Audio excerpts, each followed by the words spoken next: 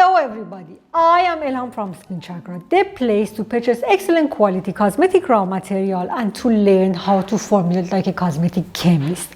And today Svetlana and I are going to show you how to make these beautiful good night foot balms with our blue pigment.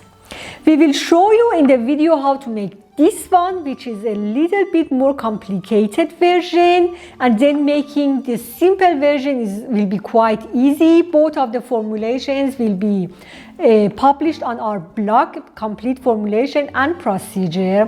This is a conventional balm with G2B, the glyceryl dibehenate, that improves the thermal stability of the balm, so you can even use the balm in summer, or if you put it in the oven at 45 degrees for several days and weeks, it will not melt, which is quite attractive for a balm.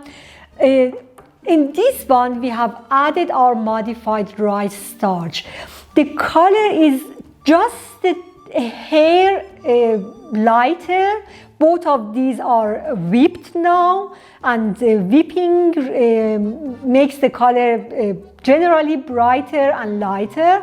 And with the starch, the color is just a touch brighter, and the starch imparts a powdery, dry skin feel. So although it is a 95% fat product and 5% starch, that 5% imparts a kind of dry, powdery skin feel. You can make both of them and see which one you like more, or you can decide upfront which one you want to proceed with. Just give the balm 24 hours time to settle and to reach its final consistency. Do not judge the consistency as soon as you have made it and as soon as it is solidified. After you whip it and you get a kind of desirable consistency, leave it at room temperature for another 24 hours and then come and judge the consistency, because that's the property of G2B, that it takes time to settle and reach the final consistency.